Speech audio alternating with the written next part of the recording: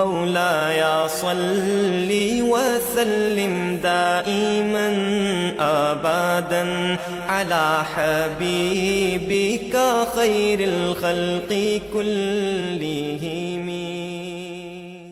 الحمد للہ رب العالمین، الصلاۃ والسلام علی خاتم الانبیاء والمرسلین، واعوذ باللہ من الشیطان الرجیم، بسم اللہ الرحمن الرحیم، سبحان الذی اسری بعبدہ ان اللہ وملائکتہ یصلون علی النبی یا ایہا الذین آمنوا صلوا علیہ وسلموا تسلیما، اللہم صل علی محمد وآلہ وبارک وسلم وصلی علیہ، الصلاۃ والسلام علیک یا سیدی یا رسول اللہ وعلی آلک وصحابک یا حبیب اللہ، الصلاۃ والسلام علیک یا نور اللہ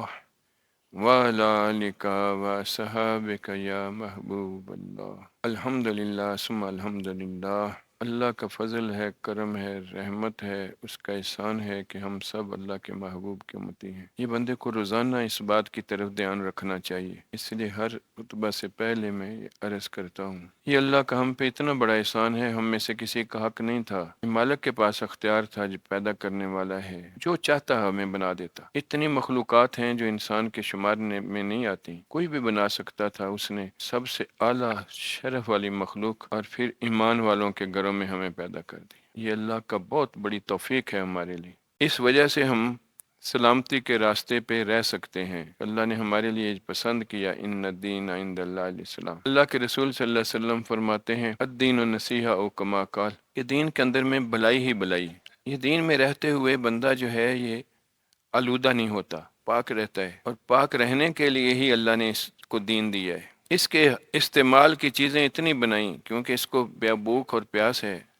زندگی کے لیے لازم ہے، تو اللہ نے بے شمار چیزیں اس کے لیے بنا دی، لیکن اس کو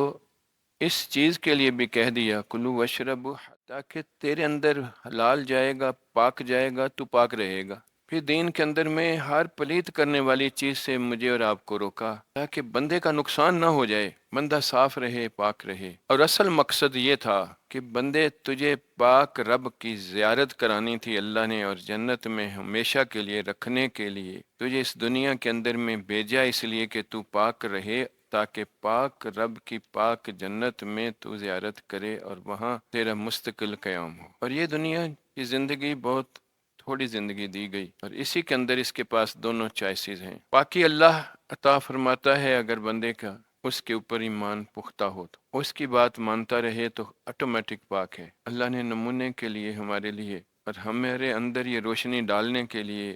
انبیاء کا سلسلہ دیا، اور انبیاء کو اس روشنی کے ساتھ، اس نورانیت کے ساتھ اتنا واضح کیا کہ انسان حیران ہو جائے کہ یہ بھی میری طرح انسان ہے، لیکن اس انسان میں اور میرے اندر فرق کتنا ہے۔ اس وجہ سے انسانوں کے دلوں میں ان کے لیے احترام، محبت، ادب، یہ چیزیں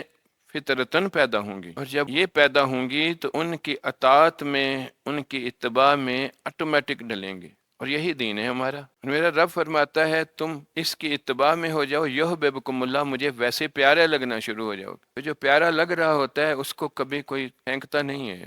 اس کو کبھی توڑتا نہیں ہے، اس کو کبھی سزا نہیں دیتا، اس کا نقصان نہیں کرتا۔ وہ کتنی حقیر چیز کیوں نہ ہو، پیاری لگ جائے، پسند میں آ جائے، اس کو کبھی پھینکنے کو اس کا دل نہیں کرتا۔ تو اللہ تبارک و تعالیٰ نے بھی ہمیں بتانے کے لیے کہ اگر تم اس طرح رہو گے تو تمہارے لیے یہ جنت ہے، اور وہاں سب سے بڑی نعمت جو ہوگی وہ میرا دیدار ہوگا۔ اللہ اکبر۔ اب ہمارے لیے اللہ نے احسان کرتے ہوئے ہمیں رسول اللہ صلی اللہ علیہ وسلم کی جو ذات مبارک عطا فرمائی، اس ذات کو مختلف چیزیں جو ہیں وہ زندگی کے اندر میں اللہ دیتا رہا۔ وہ ذات مبارکہ کی ہر چیز ہی انسان کی عقل سے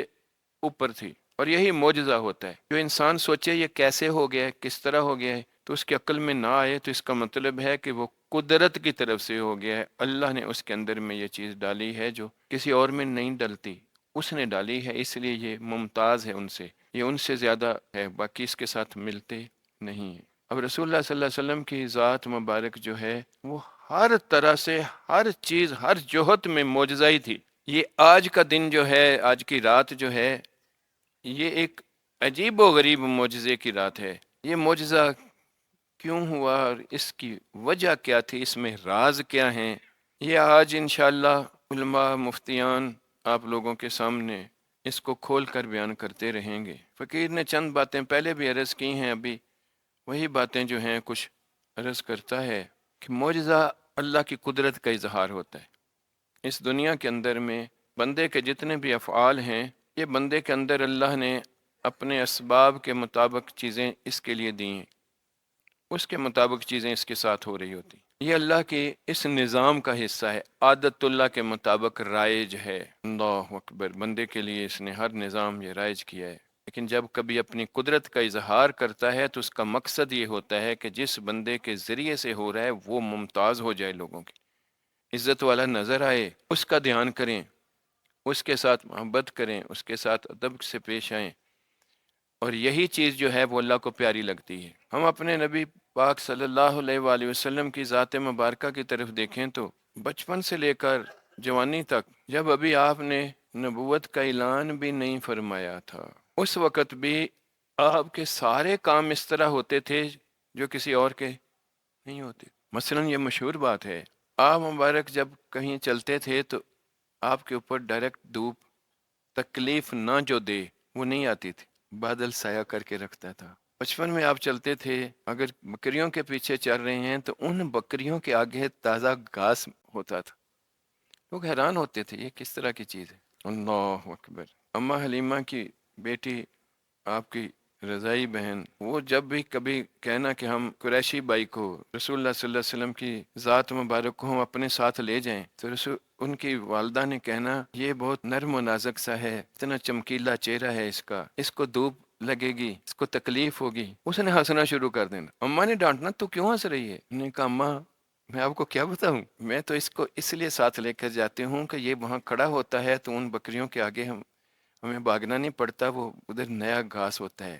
اور بادل اس کے اوپر ہوتا ہے۔ اماں نے ہنسنا یہ کیا بات کر رہی ہے، لیکن وہ تو اپنے سامنے یہ معجزے دیکھتی تھی۔ اللہ اکبر اللہ۔ پھر ذرا آپ بڑے ہوتے ہیں، اعلان فرماتے ہیں، تو اعلان سے پہلے بھی قریب پتھر جو ہیں وہ بھی آپ کے اوپر درود پڑھ دیتے تھے۔ پھر جب اعلان فرماتے ہیں تو اس کے بعد لوگوں نے دیکھا کہ اس ذات مقدس کی ہر چیز کے اندر میں حیرانی ہے۔ میں چند باتیں عرض کرتا ہوں، مثلا جو چیز فطرتاً، جس کے اندر میں جو چیز داخل ہوئی ہو، قدرتاً اس کا حصہ ہو، اس کو کسی دوسری چیز ڈالنے سے اس کی فطرت تبدیل نہیں ہوتی۔ مثلا ایک پیدائشی طور پہ بنی ہی اس طرح ہے کہ اس کے اندر کڑواہٹ ہے، اس کے اوپر اگر آپ میٹھی چیزیں ڈالیں وہ میٹھی اپنی جگہ کے اس کے اوپر داخل ہوتی رہیں گی، لیکن اس کے اندر جو جماندرو جو اس کے ساتھ ان بلٹ کڑواہٹ ہے وہ ختم۔ تو رسول اللہ صلی اللہ علیہ وسلم کا تو صرف لعاب مبارک جاتا تھا، 15-16 کنویں جو ہیں وہ ان میں سے 2-4 ابھی بھی زندہ ہیں، ان کا پانی جو ہے وہ کڑواہٹ جو پیدائشی ان کے اندر تھی وہ نکل کر اس کے اندر میں مٹھاس آ جاتی، ہر ایک کو نظر آتا تھا یہ کیا چیز ہے، تو یہ اللہ کا قدرت کا اظہار تھا اس ذات مقدس سے۔ اللہ اکبر، کبھی ایسے نہیں ہوا کہ آپ کتنی کوئی مشینری لگائیں اور وہ ادھر کوئی درخت ہو یا جھاڑی ہو، آپ اس کی طرف کوئی شعائیں ڈالیں، کچھ کریں کہ وہ چیر کے زمین آپ کے چاروں طرف آ کے آپ کو پردہ دے دے، ہو سکتا ہے؟ تو رسول اللہ صلی اللہ علیہ وسلم نے تو یوں اشارہ کیا تھا کہ آپ کو رفع حاجت کی ضرورت تھی تو ان جھاڑیوں نے آپ کو کور کر لیا۔ اللہ اکبر، یہ لوہا مبارک کی اگر باتیں کریں تو قتادہ رضی اللہ تعالیٰ عنہ جنگ میں آنکھ پکڑ کے لے آئے، باہر نکل گئی تھی آنکھ، رسول اللہ صلی اللہ علیہ وسلم نے دیکھا تو کہ حضور ہے، اللہ نے کہا تھا میرے پیارے حبیب کسی نو نہ کریں، تو جو بھی کر دے گا میں کن فیا کون والا رب تیرے ساتھ ہوں، میں وہی تاثیر اس میں ڈال دوں گا۔ اللہ اکبر، تو نبی پاک صلی اللہ علیہ وسلم نے اس آنکھ کو پکڑا، لعاب اوپر لگایا، آنکھ جگہ پہ رکھی، اور یوں ان کی ساری عمر اس آنکھ سے زیادہ نظر آتا رہے۔ جابر رضی اللہ تعالیٰ عنہ، انہوں نے خندق میں دیکھا کہ پتھر بندے ہوئے ہیں لوگوں کے پیٹوں پہ، رسول اللہ صلی اللہ علیہ وسلم کے بھی پیٹ پہ 2 پتھر بندے ہوئے تھے۔ وہ قریب آئے، اس نے کہا میں نے گھر میں بتایا ہے چند لوگوں کے لیے تھوڑا کھانا تیار کیا ہے، آپ یہ پچھلے پہاڑ کے اوپر سے چڑھ کے آئیں تو ادھر میری جگہ ہے۔ نبی پاک صلی اللہ علیہ وسلم نے فرمایا اچھا، آپ نے سب کو کہا کہ سب کی ایک ہی حالت ہے، آؤ تمہارے بھائی نے تمہاری دعوت کی ہے، 1000 کا لشکر تھا، وہ سارے کے سارے پہاڑی کے اوپر سے چڑھ کے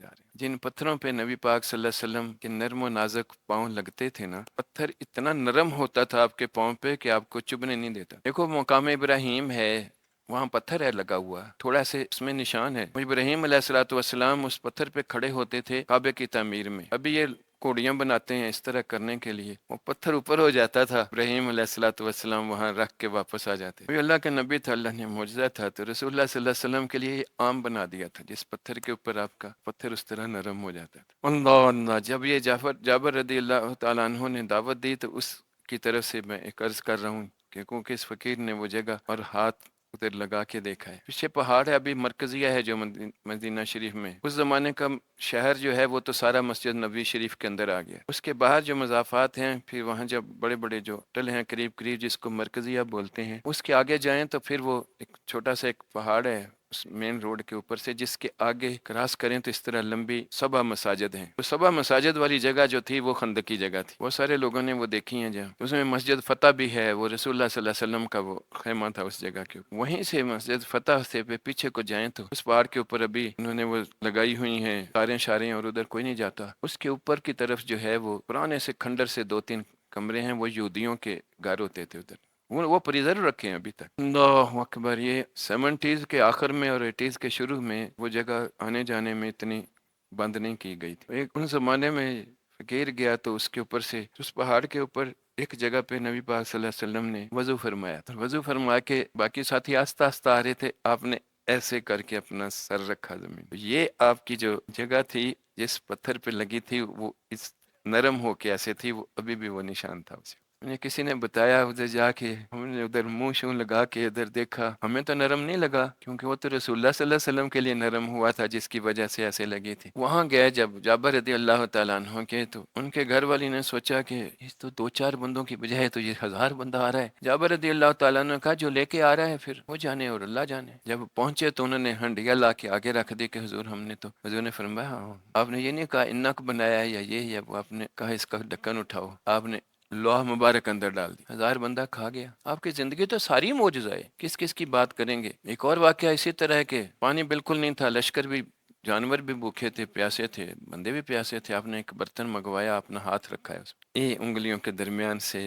اس طرح جس طرح ٹوٹی چلتی ہے ایسے پانی نکلا ہے، سب نے پیا، جانوروں نے بھی پیا، اور اس برتن میں پانی پھر بھی اسی طرح تھا۔ آپ کی زندگی کی ہر چیز کے اندر میں عجیب و غریب اللہ کی قدرت کا اظہار ہے، عجیب و غریب اللہ کی قدرت کا اظہار۔ اللہ اکبر، انسان ہو کر اس انسان سے ایسی مافوق الفطرت چیزوں کا اظہار ہی معجزہ کہلاتا ہے نا، کیونکہ اللہ نے وہ نبی کے ساتھ ساتھ منسوب ہو تو معجزہ ہے، نبی کی امتی کسی کے ساتھ منسوب ہو تو وہ کرامت ہوتی ہے، یہ اس کا اپنا ذاتی فعل نہیں ہوتا، یہ اللہ کی قدرت کا اظہار ہوتا ہے۔ اس لیے رسول اللہ صلی اللہ علیہ وسلم کو جب کوئی کہتا جی یہ بات، تو کہتے میں تو ایک عاجز بندہ ہوں، میرے مالک کی مرضی ہے، اگر وہ کرتا ہے تو نہیں کرتا۔ اصل بات اللہ کی طاقت کا اظہار اپنے بندوں میں اپنی قدرت کے اظہار کے لیے ہوتا ہے، پھر جب اس کی طرف رجوع کرتے ہیں، یہ اللہ کی بات سناتا ہے تو وہ بھی بات اللہ کی ماننے والے بنتے ہیں۔ تو یہ اللہ جو معجزوں کا اظہار ان سے کرتا ہے، وہ اپنی طرف لوگوں کو بلانے کے لیے اس ذات کو مرکز اور محور بنا کے اس کے اندر سے اپنی شان، اپنی کبریائی، اپنی یہ چیزیں، تاکہ لوگ ایمان والے بن کر، اطاعت والے بن کر اس کے کہے سے اللہ کے احکامات جو ہے ان کے اوپر عمل پیرا ہو جائیں، کیونکہ اللہ نے کسی بندے کو ڈائریکٹ حکم نہیں دیتا سوائے کہ کلیم اللہ علیہ الصلوۃ والسلام سے کلام کیا، اسی طرح جو ہے وہی فرشتوں کے ذریعے بھیجتا رہا۔ مجھے اور آپ کو جو بھی قرآن پاک اللہ کا کلام ہے، وہ زبان رسول صلی اللہ علیہ وسلم سے اللہ پاک نے لوگوں تک پہنچائی۔ آپ کے تو قلب اطہر کے اندر میں انڈیل دیا تھا یہ کلام، اور زبان اقدس رسول صلی اللہ علیہ وسلم سے وہ ادا ہوتا تھا، انہ لقول رسول کریم۔ اللہ نے فرمایا گل میری ہے تے زبان میرے محبوب دی ہے، رسول کریم۔ تو وہ قرآن پاک بھی ایک ایسا معجزہ ہے کہ اس کی کوئی آیت، اس کی مثل کوئی بنا نہیں سکتا۔ اس کے لیے بھی لوگوں نے بڑی باتیں کی، یہ شاعری ہے، یہ پتہ نہیں معاذ اللہ مجنون ہے، عجیب و غریب باتیں سنا دیتا ہے، یہ جادو ہے، کیا ہے۔ اللہ نے ساتھ ساتھ ہی کلام میں بتایا یہ شاعری نہیں ہے، کسی شاعر کا کلام نہیں ہے، یہ مجنون کی بات نہیں ہے، یہ اللہ کا کلام ہے۔ حضرت عمر رضی اللہ تعالیٰ عنہ بیٹھے ہوتے، ان کے دل میں کلام آیا، کتنا خوبصورت شاعری ہے یہ۔ اسی وقت رسول اللہ صلی اللہ علیہ وسلم نے تلاوت کی کہ کسی شاعر کا کلام نہیں ہے، پیدا کرنے والے مالک کا ہے۔ اس کے دل میں خیال آیا یہ تو اس طرح ہے، اسی وقت یہ آیت بھی آ گئی، یہ پورا مضمون ہے۔ حیران ہو گیا کہ یہ بہت بڑا جادوگر ہے کہ دلوں کی باتیں بھی گن لیتا ہے، تو نئی باتیں کر لیتا ہے۔ آپ کے لیے تو ہر چیز جو ہے آپ کے ساتھ منسوب جو تھی وہ معجزات تھی، پھر بھی اللہ تبارک و تعالیٰ نے یہ ایک معجزہ ہمیں عطا فرمایا۔ اس معجزہ کی بہت سارے اسرار ہیں، بہت اس کے اندر میں راز ہیں۔ تو یہاں اللہ پاک نے جو ذکر کیا ہے یہ معجزے کے معراج کے پہلے حصے کا ذکر کیا ہے۔ اس میں 2 لفظ بہت غور طلب ہے۔ ایک سبحان اللہ کی صفت بیان کی کہ وہ پاک ذات ہے، سبحان اللہ، اور دوسری بات بے عبدہ، میرا خاص بندہ، خاص الخاص بندہ جو بندگی کی انتہا پہ ہے، جس طرح بندگی کا حق ہے وہ ادا کرنے والا بندہ۔ اللہ نے جب خود بلایا ہے اور جبریل امین کو وہ بھیج کے سواری بھیجا ہے کہ جا لے کر آ، تو یہاں اپنے محبوب بھی کہہ سکتا تھا رب کہ میرے محبوب کو لے کر آ، میرے نبی کو لے کر آ، میرے رسول کو لے کر آ، میرے خلیل کو لے کر آ۔ اللہ نے کہا میرے خاص الخاص بندے کو لے کر آ، یعنی اتنی بڑی قرب فکان قاب قوسین جیسی، جس میں اللہ اور اس بندے کے علاوہ کوئی نہ ہو، اس جگہ تک لا مکان جو تعین میں نہیں آ سکتا میرا رب، تو اس جگہ کے اوپر اللہ نے اپنی قرب میں بٹھانے کے لیے اللہ اکبر، تو وہاں لفظ بے عبدہ ہی کہا ہے کہ جب بندہ بندگی کے اندر انتہا پہ پہنچتا ہے تو اللہ کو اس پہ پیار بہت آتا ہے، اور اللہ پاک آگے کہتا ہے کہ بندہ میرے اتنا قریب ہوتا ہے، اس طرح رب کہتا ہے میں ہر بندے کے شارک کے قریب ہوں، وہ تو ہے، یہ بندہ دور ہوا ہے نا۔ جب بندہ اتنا قریب ہوتا ہے تو پھر رب جو ہے اس کو یہ قرب کا اظہار کروا کے رب بتاتا ہے۔ اللہ نے تسلیماً یہ کہا ہے مانتے ہوئے یہ میرا بندہ خاص جس کو لے کر آ، تو ہمیں بتانے کے لیے کہ انسانوں ہماری پیدائش کا مقصود یہ بندگی ہے۔ وَمَا خَلَقْتُ الْجِنَّ وَالْإِنسَ إِلَّا لِيَعْبُدُونَ، تیرے پیدا ہونے کا مقصد اور ہے ہی نہیں، صرف میری بندگی، یعنی تجھے اور مجھے بندہ بننے کے لیے دنیا میں بھیجا ہے کہ بندہ بن کے دکھا، اور اگر تو بندہ بنے تو رب نے یہ معجزہ دے کے بتایا کہ پھر یہ میں ایسا قرب اس کے لیے عطا کرتا ہوں، ایسا انعام اس کے لیے عطا کرتا ہوں، ایسی شان اس کے لیے عطا کرتا ہوں۔ اب بندگی کیا ہوتی ہے؟ بندہ غلام ہوتا ہے، اس کی مرضی مالک کی مرضی ہوتی ہے۔ اگر میری اور آپ کی زندگی اللہ کی مرضی کے مطابق ہو جائے تو اللہ تسلیم کرتا ہے یہ بندہ ہے، یہ بندگی میں ہے، اور اگر میری اور آپ کی مرضی اپنی طرف سے نیکی بھی ہو لیکن اپنی چاہت کے مطابق ہو تو وہ عبادت نہیں بنتی، اور اگر للہ رب العالمین اس کی رضا کے لیے ہو تو پھر عبادت بنتی ہے۔ نماز ایک عبادت کا بندگی کا ایک ذریعہ ہے جو ظاہر ہوتا ہے، نظر آتا ہے۔ اب اگر رزلٹ آنے لگے تو طالب علم مسجد بھر دیں گے، پاس ہو جائیے، یہ تو قرضے کی طرح تھی 5 وقت تیرے میرے اوپر، اس وقت تیرا رب کہاں تھا اور اس کے یہ 5 وقتہ حاضری کا حکم کدھر تھا؟ اگر اللہ کے لیے تھی تو وہ 5 وقت قرض تھا۔ تیرے میرے گھر میں کوئی مصیبت بن گئی، بیماری آ گئی ہے، کوئی مقدمے میں پھنس گیا، کسی اور ترقی میں کوئی اور جو بھی ہے، جلدی جلدی نمازوں کی طرف رجوع ہوگا۔ جب تیری میری خواہش پوری ہو رہی ہوتی ہے اس وقت یہ قرضہ اللہ کی طرف سے یہ کہاں ہوتا ہے؟ ہمارے لیے یہ بات بنی کہ رسول اللہ صلی اللہ علیہ وسلم نے فرمایا ان صلاتی و نسکی و محیای و مماتی للہ رب العالمین، کہ میری تو ہر چیز ہی اس کی خوشنودی اور رضا حاصل کرنے کے لیے ہے، یہ ظاہری عبادات کی شکل میں ہو یا زندگی کا ہر لمحہ، موت بھی اس کی رضا کے لیے، اسی کی خاطر، اسی کی امانت سمجھتے ہوئے، اور ہے بھی اسی کی امانت کہ میری اپنی تو نہیں، نہ میری اپنی جان سے بنی ہے، یہ امر ربی ہے، روح جو رب نے ڈالی ہے اور جب چاہے نکل جائے گی۔ لیکن یہ کہنا تو بڑا آسان ہے، تسلیم کرنے سے یہ بندہ بنتا ہے۔ اس لیے اللہ نے رسول اللہ صلی اللہ علیہ وسلم کی اس بندگی کا اظہار جب یہ کہا میں نے بلایا ہے تو بہت ساری جگہوں پہ اللہ نے کہا کہ اس کا بولنا بھی اپنا بولنا نہیں ہے، وما ينطق عن الهوى ان هو الا وحی یوحی، اس کا تو کلام بھی اپنی مرضی کا نہیں ہے، یہ میری مرضی کے لیے اس کا کلام ہے۔ یہ ساری باتیں جو ہیں اللہ نے مختلف جگہوں پہ یہ بندگی کا اظہار بتا دیا کہ یہ میرے اس بندے سے بندگی ظاہر ہوتی ہے،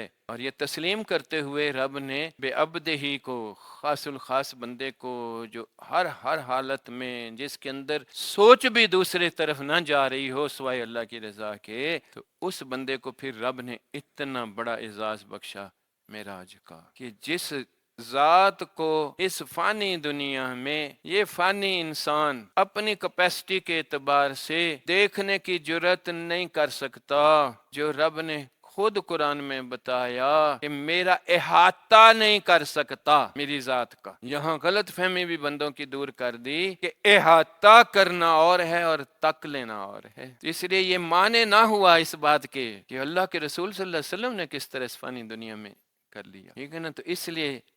جب وہ آیت آتی ہے وہ یہ آتی ہے میرا احاطہ نہیں کر سکتا۔ آپ صلی اللہ علیہ وسلم کی ذات مبارکہ کو اس بندگی کا ادنا سا انعام رب نے یہ دیا کہ ان سر کی آنکھوں سے معراج میں فکانہ کعبہ قوسین والی منزل پہ اپنا آپ دکھا کے رکھ دیا۔ اللہ اکبر۔ یہ جب اللہ پاک نے دوسری جگہ پہ کہا تھا کہ میرے انوار و تجلیات کے لیے اس طرح، تو موسیٰ علیہ السلام نے وہ سن کر ہی دعا مانگنا شروع کی تھی، یا اللہ اپنا آپ تکاتے صحیح۔ تو اللہ نے لن ترانی والی بات کی تھی، انہوں نے دعا کی رب اشرح لی صدری ویسر لی۔ اللہ نے اپنے محبوب کو دکھانے کے لیے علم نشرح لک صدرک بتایا۔ باقی تفصیل آگے کریں گے کہ آپ کو جانے سے پہلے شق الصدر کا معاملہ اور یہ ساری چیزیں، اور اس کے بعد یہ ساری چیزیں، تو یہ بندگی حاصل کرنے کے لیے بھی تصفیہ قلب کتنا ضروری ہے، اس کے بارے میں بھی چند باتیں ہم عرض کریں گے۔ تو اللہ پاک جو ہے ہمیں ایسے انعام و کرام والی رات کے صدقے سے ہمیں بھی بندگی کا اسلوب نصیب فرما دے، اور وہ سارے انعام و کرام جو ہیں وہ حضور کی امت کے لیے جو اللہ نے رکھے ہیں وہ ہمیں ان کے ساتھ ملا دے۔ وآخر دعوانا